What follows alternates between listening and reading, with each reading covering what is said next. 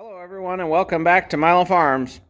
Well, today we are going to be tackling the replacement of the upper A-arm bushings on these 2007 Phazer mountain lights. So what we're looking at today is right up here and right back here in the back. And the issue is when these bushings are worn out, you can see right there all that slop that's happening.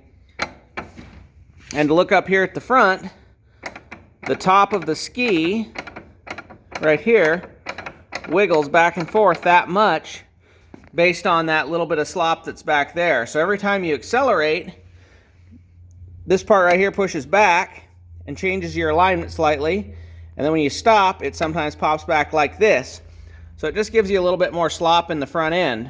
So to go ahead and get started on this project, what we've done is we put the jack under the front of the snowmobile, and we're going to go ahead and take the weight off the front. And then we're going to go ahead with the standard process for removing the windshield, the headlight, and the air box to be able to get back inside to where the nuts are. So to start with here, we're going to take the 4 bolts off the windshield here, and same place on the other side. Those 4 are off, and then we'll go ahead and take off this windshield bag. Yours may or may not have that, but go ahead and remove that bag. So the next thing we need to remove is this black part over the headlight.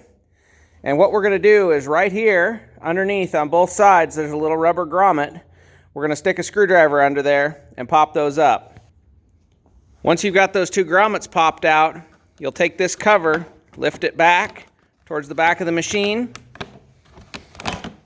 and then lift it off. It's got these 2 little hooks on it. These rubber pieces always seem to stick on the upper black part, and it could be because it's so cold out and the rubbers are so stiff from being old, but you've got to take those off and put them back down in these holes to be able to get it to go on correctly. So I took those rubbers off the piece we just took off and put them back in the hole, so that's where they go, and then the piece when it goes back on will snap right in. So the next thing we're going to do is get this little screw out right here.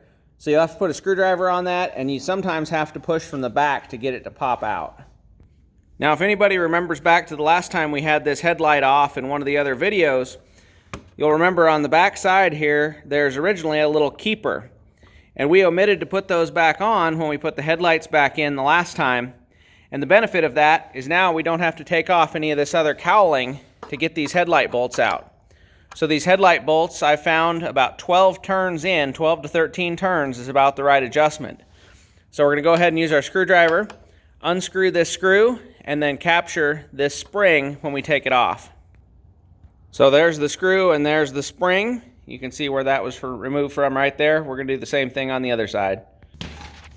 Now at the back of the headlight, you can pull that forward just a little bit, and you have 2 plugs, one plug here and one plug over here. You're going to go ahead and unplug both those and take the headlight off. On the front of the machine, you're going to come down to the bottom. There's this little rubber tab right here. Release that, and then take this white part off. Next, you're going to undo these 2 silver clips here, turning them counterclockwise, flip this lid up, and then lift the lid right off the front.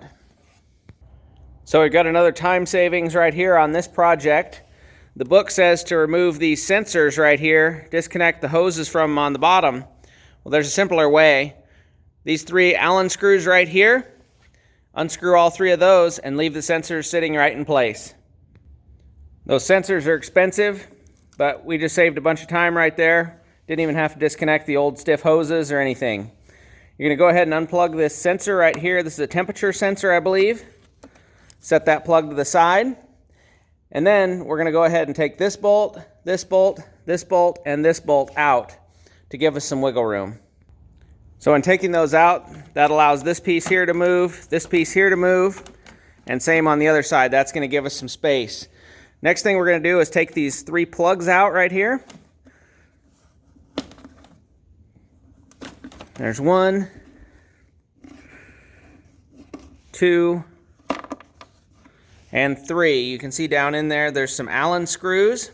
So we'll get a long metric Allen wrench, and we'll get those out. So those bolts down in there are captured, so once you loosen them, they will just stay right in place. Next thing you're going to do is come down here to the front, take this rubber strap off, let it hang free, and then right under this side right here, you're going to loosen the clamp and work this little rubber hose off. Okay, the only thing holding this now is right under here. There's a big hose that I think is actually this hose right here that brings the crankcase oil up and dumps it in the air filter and has this oil that's blown by from being tipped over up in there. So we're going to go ahead and lift this up a little bit in the front, similar to that. And there you can see is that big hose. So we're going to go ahead and grab that clip and we're going to pull it down. So there we are with the intake off. You can see there's our sensors loose. The hose is still attached, didn't have to mess with those. Got our intake right here. Fuel injectors on top. And you can see right down there, there's the oil filter. If you wanted to change that, Yamaha recommends it, I think, every 12,000 miles or something like that. So that's the oil filter. To get to that, you would take it to this point, then you take this piece off right here, flip it up out of the way, and then you can get that oil filter out of there. You can also take the front half of the machine off as well. All right, so we are to this point now, so what we're gonna do is go ahead and take out this bolt at the top of the A-arm right here. So we're gonna need a 14mm socket on the front here, then we're gonna need a 14mm wrench, and the hard part is the bolt is down there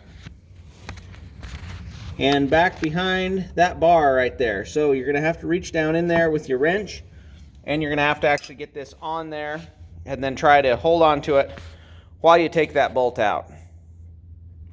The one on the right of the screen, which would be the left side of the machine, is much easier to get your hand into, but neither one of them is good. So we'll start with the one on the right of the screen, which would be the left one. So there we go. I got the upper A-arm off right here. And what I found works the best, since you really can't get the nut out of there without dropping it, is just take it out, take the bolt out, drop the A-arm, and stick the bolt right back in the hole and recapture the nut in the back. So the nut is actually hooked on the back of this bolt, just holding it, and then I was able to fish my wrench out. So now what we're going to do is we're going to look at this A-arm right here, and here's the front bushing, and then the back one's back here. So we'll go ahead and take these bushings out, and these are the original plastic ones, and so they'll usually come out pretty easy. So here's the two new ones. We're going to go ahead and put those back in with a little bit of Yamaha snowmobile suspension grease on them. Lots of choices to replace these with. There's different oil light bushings that different companies have made. I think Ulmer makes one.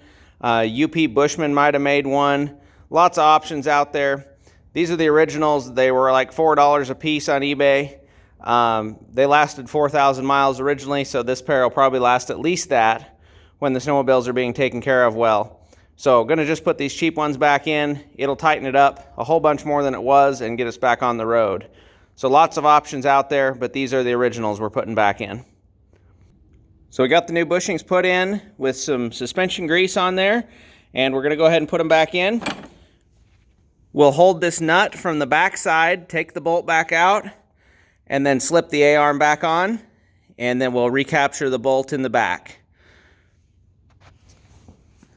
So then we'll do the same thing on the other side, and then the video will just be the reverse of the video, putting everything back together, and it should be a lot tighter. So as soon as we get this back together, we'll show the difference. So other than the time it took to fish my wrench out of the hole that I dropped it in, pretty quick project there. You can kind of see the before and after. So here's the one that hasn't been done yet. You can see how much slop it has, and you can see over here how much slop it has. And then the one that's been done, I'm wiggling it right now, you really can't see it.